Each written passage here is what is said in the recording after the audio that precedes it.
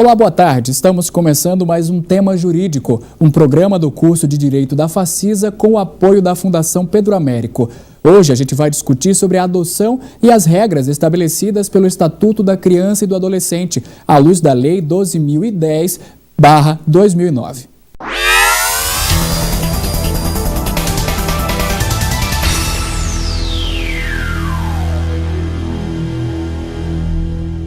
Quem pode adotar, quem não pode, cadastro nacional, adoção de maiores de 18 anos e adoção por casais homoafetivos.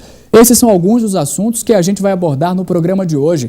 Foram convidados para esta conversa o juiz da Vara da Infância e Juventude da comarca de Campina Grande, Gutenberg Cardoso, e o advogado de Direito da Família e professor da Facisa, Alexandre Leal. Boa tarde, senhores. Muito obrigado pela presença. Sejam muito bem-vindos aqui ao nosso programa. Antes de iniciar o nosso debate, vamos assistir a uma reportagem preparada pela produção do programa sobre um projeto de pesquisa desenvolvido no curso de Direito da Facisa, cujo tema é adoção. No Brasil, década após década, o processo de adoção vem se aprimorando. As leis têm surgido como forma de acabar com as lacunas que impedem um procedimento mais eficiente e bem-sucedido. O bem-estar de crianças e adolescentes que são adotados é tido como prioridade. O Estatuto da Criança e do Adolescente veio para regulamentar e proteger esses interesses, regulando a adoção dos menores de 18 anos. O Código Civil de 2002 veio trazendo previsões acerca da adoção. Instituiu o sistema de adoção plena, porém seguindo o que foi estabelecido pelo Estatuto da Criança e do Adolescente. A adoção, tanto de adultos quanto de crianças e adolescentes, possuem as mesmas características, sendo obtidas exclusivamente por meio de processo judicial. A Lei 12.010 de 2009 passou a disciplinar o processo de adoção no país. O objetivo da nova lei é facilitar o acesso para quem quer adotar uma criança e, com isso, reduzir o número de crianças sem famílias. Ela trouxe inúmeras inovações. Com a nova lei foi criado um cadastro nacional que pretende impedir uma prática comum no país, a adoção direta, em que a pessoa já aparece com a criança pretendida.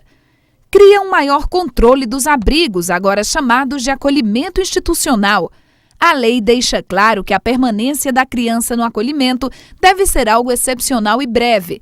Outro ponto importante da nova lei é a prioridade dos parentes mais próximos em adotar e a não prioridade de adoção por estrangeiros. A aplicabilidade e a eficácia do procedimento judicial da colocação em família substituta é tema de um projeto de extensão que está sendo desenvolvido no curso de Direito da Facisa.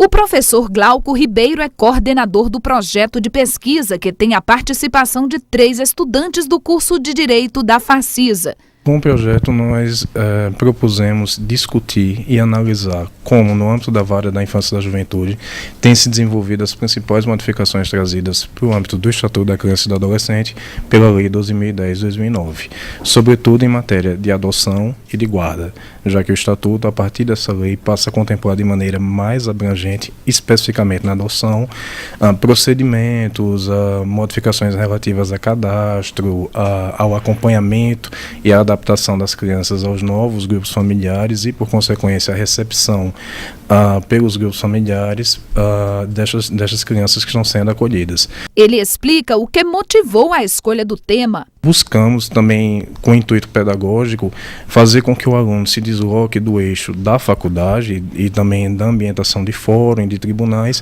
e pratique em loco a pesquisa científica. De que forma? Tendo contato direto com as famílias que estão participando do acolhimento e com os profissionais diretamente envolvidos no processo de colocação em família substituta, notadamente na Vara da Infância e da Juventude. E aí nós contemplamos a participação do juiz responsável pela vara, do promotor de justiça e da equipe multidisciplinar. Cíntia, uma das alunas que está trabalhando no projeto de extensão, se sente entusiasmada.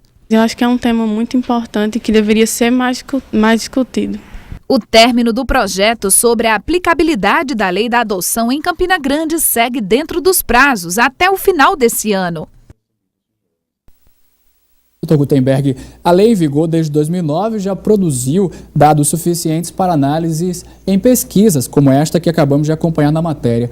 Na sua opinião, quais os avanços que o senhor destacaria com as mudanças implantadas há 3 anos? Pois não. Boa tarde, Rodrigo. Boa tarde, professor Alexandre. Boa tarde. E a todos que nos assistem. Primeiro, eu devo focalizar que essa lei veio notadamente para priorizar o texto constitucional, ou seja, valorizar a família. Daí porque a criança só será exposta à adoção em caso de excepcionalidade. Esgotado todo o vínculo, todo o trabalho do núcleo familiar, se a família realmente não tiver condições, então é que, esgotado isso, a criança é posta para a adoção, certo? Então, isso é o requisito constitucional, prioridade da família. Certo? No mais, o que a lei hoje, a lei 12.010, que trouxe de vantagem, de benefício do modo geral, é que ela buscou acabar, digamos assim, com aquela ilegalidade, aquele abuso das chamadas adoções encomendadas ou até negociadas, né? A pessoa já chegava no cartório com a criança debaixo do braço e dizia que tinha deixado na porta e etc. E ali, agora eu faço como se diz, a seu bel prazer e conveniência, se fazia ali um registro, né? Sem passar pelo crivo do judiciário. Professor Alexandre, professor, em que esse maior rigor para a efetuação da adoção tem contribuído, na sua opinião, para a promoção do bem-estar da criança? Bom dia, Rodrigo. Bom dia, Dr. Gutenberg. Realmente, o ato de adotar uma criança é de um amor extremo, não é? A pessoa que se dispõe a adotar a criança tem um amor muito grande. Mas, ao mesmo tempo em que é um ato de amor, é um ato de extrema responsabilidade. Porque, como a gente sabe, a adoção é um ato irrevogável. Então, diferentemente de um casamento em que você, se não der certo, pode romper através de um divórcio, adotar uma criança é um ato que tem que ser muito bem pensado. Então, todo esse rigor que a lei trouxe vai, no fundo, beneficiar a criança, porque ela não vai estar exposta a pessoas que, de forma até mesmo aventureira, se disponham a adotar uma criança sem medir as consequências, não é, que aquele ato pode gerar. Então, eu acho que esse rigor traz, sim, grandes benefícios à criança, porque, no final de tudo, o que é importante, e a lei deixa isso bem claro, é o princípio do melhor interesse para a criança. E isso vai ser observado pelo judiciário em todas as suas decisões. A gente comprova nas respostas dos senhores que esse é um tema muito importante para ser discutido na sociedade, né? A gente vem agora, doutor Gutenberg, a gente observa que a lei é clara quando estabelece que a adoção deve acontecer em situações excepcionais. O senhor, inclusive, citou isso agora há pouco. Quais seriam os principais casos de excepcionalidade apontados pela lei e quais os de maior frequência aqui na comarca de Campina Grande? Bom, a exceção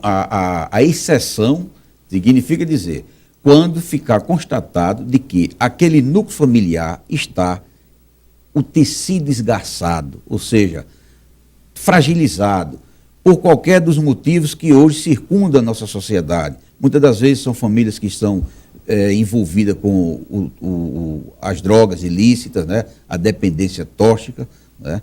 E às vezes a própria miséria, né? A própria pobreza em si. Então, esse é um dos pontos principais que a lei focalizou. Quais são os mais recorrentes aqui em Campina Grande, as situações mais recorrentes de excepcionalidade? Para ser sincero, pobreza absoluta. Situação de miséria e situação de meninos cujos pais são dependentes de drogas, dependentes químicos. Entendeu?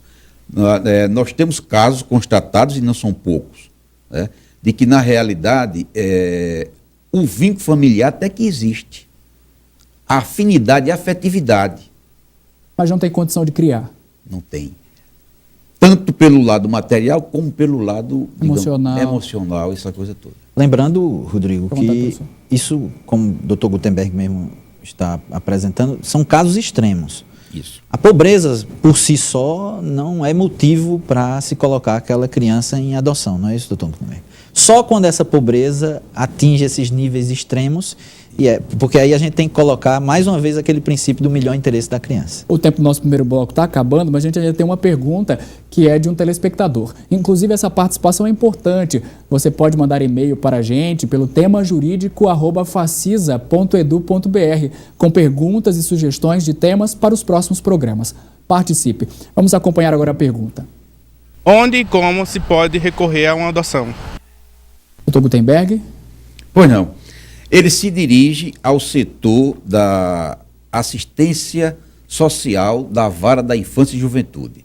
Lá terá uma equipe, assistente social, psicólogo, certo? E ele será recebido, será orientado e aí, como se diz, encaminhado.